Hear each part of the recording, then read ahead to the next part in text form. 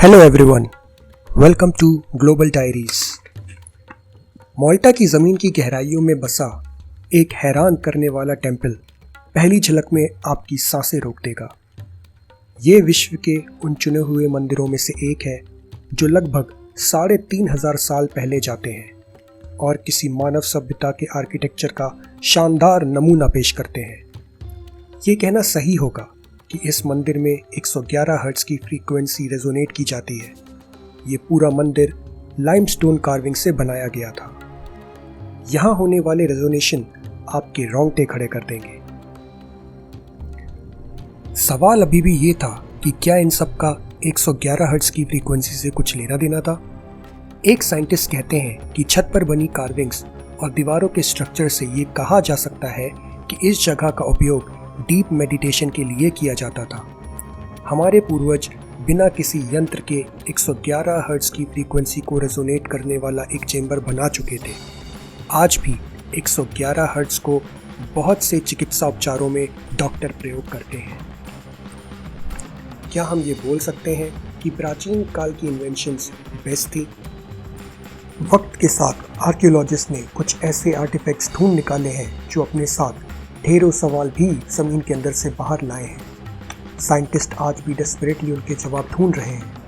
क्या हम ये बोल सकते हैं कि हमारे पूर्वज की टेक्नोलॉजी इतनी एडवांस थी जितना शायद हमने सोचा भी नहीं है?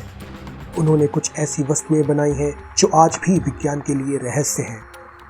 आज की हमारी वीडियो का ऐसा टॉपिक है जिसका जवाब फिलहाल किसी के पास भी नहीं है। The sword of गोजीन। 2,500 साल पुरानी स्वॉर्ड ऑफ गोजीन चाइना के ह्यूवे प्रोविंस के आर्कियोलॉजिस्ट को एक खोज के दौरान मिली थी साल 1965 में, और ये चाइना के नेशनल ट्रेजर में से एक है। ये बहुत आश्चर्यजनक है कि ये लगभग परफेक्ट कंडीशन में मिली थी। ना ही इसमें किसी तरह की जंग लगी थी और ना ही ये सालों से ज़मीन के अंदर रहने के बाद भी डैमेज हुई थी। हैरानी की बात यह है कि ये आज भी बहुत ही शार्प थी। कोई नहीं जानता कि ये स्वॉर्ड किसकी है। चाइना इसको अपनी नज़रों से कभी दूर नहीं होने देगा। दी बगदाद बैटरी। इस डिवाइस के 3 हिस्से हैं। पहला सेरेमिक से बना हुआ बर्तन, दूसरा कॉपर ट्यूब और आखिरी आयरन की रॉड। इसकी खोज इराक के कुजत्राब नाम के एक इलाके में हुई थी, लेकिन साइंटिस्ट मानते हैं कि ये पॉसिबिलिटी है कि ये एक तरह की बैटरी है। ये सच है तो फिर हमारे एंसेस्टर्स ने 2000 साल पहले ही बैटरी की खोज कर ली थी। ज़ैंग हेंग्स साइस्मोस्कोप। ज़ैंग हेंग एक चाइनीज साइंटिस्ट और मैथमेटिशियन थे हान डायनेस्टी के, और वो फेमस हुए अपने मिस्टीरियस साइस्मोस्कोप की वजह से। ये एक ऐसा डिवाइस था जिसका निर्माण 132 एडी में हुआ था। वो अर्थक्वेक से बहुत फैसिनेटेड थे और उनका मानना था कि अर्थक्वेक विंड और एयर और कॉस्मिक डिस्टर्बेंस के कारण आते हैं। ये प्रूव करने के लिए उन्होंने कमाल की मशीन तैयार की जो ये रिकॉर्ड करने में सक्षम थी कि अर्थ सरफेस में ये डिस्टर्बेंस कहाँ हो रही है।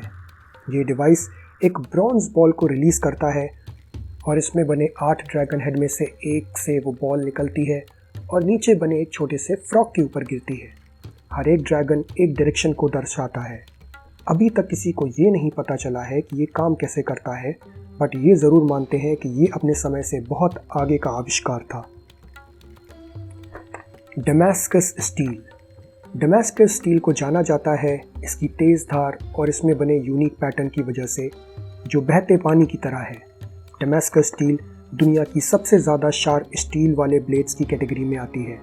इनफैक्ट गेम ऑफ थ्रोन्स में दिखाई गई वैलेरियन स्टील की इंस्पिरेशन भी डमास्कस स्टील ही है।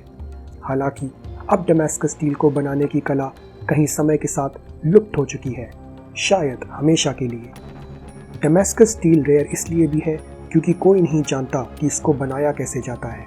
साइंटिस्ट और ब्लैकस्मिथ बहुत कोशिश कर चुके हैं पर सफल नहीं हो पाए ये जानने में कि डमास्कस स्टील को बनाने का प्रोसीजर क्या है। ये तेज़ धार तलवार हवा में उड़ते हुए बाल के भी टुकड़े करने में सक्षम थी। एक्सपर्ट की माने तो ये बस कुछ समय की बात है और हमारे पास 11वीं सदी की ये टेक्निक होगी।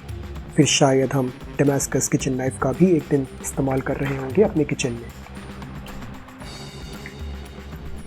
The Lycurgus cup. ये कोई साधारण कप नहीं है।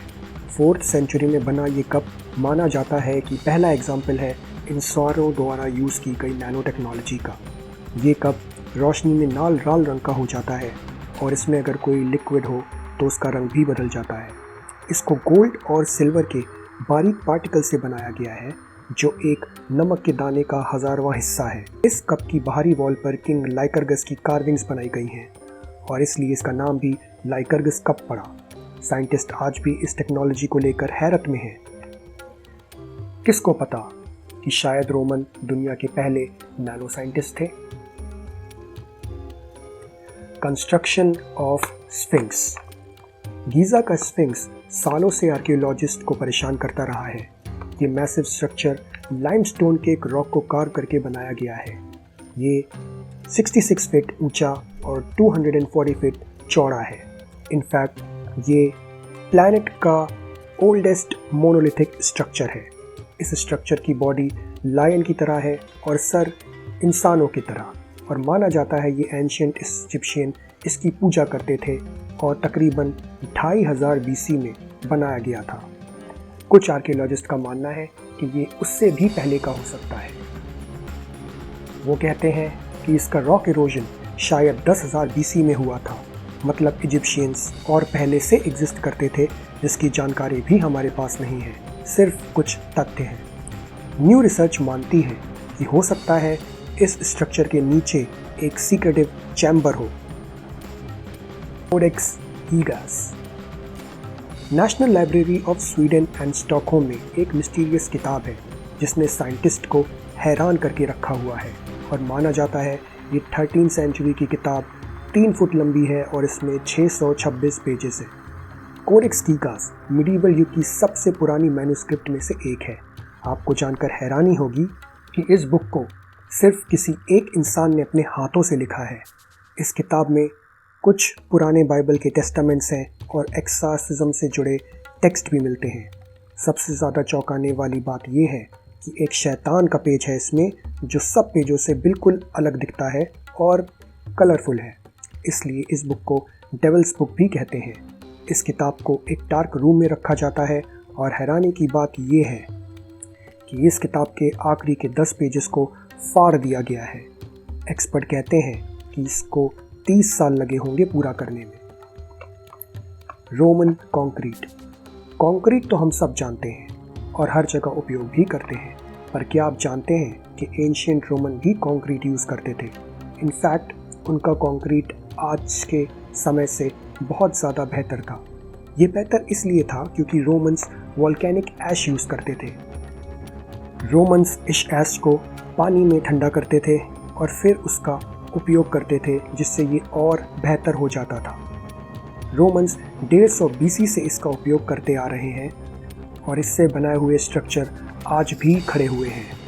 आज कंक्रीट के स्ट्रक्चर 25 से 50 साल के बाद ढह जाते हैं, पर रोमन स्ट्रक्चर आज भी इस बात का सबूत देते हैं कि कितना मजबूत था इनका कंक्रीट। इससे इन्होंने फेमस पैंथियन का निर्माण किया जो आज भी अपनी जगह पर स्थित है। Iron pillar of Delhi. Delhi में स्थित आयरन पिलर 22 फुट ऊंचा है और 1600 साल पुराना है, लेकिन आयरन का ये नमूना आज भी जंग रहित है।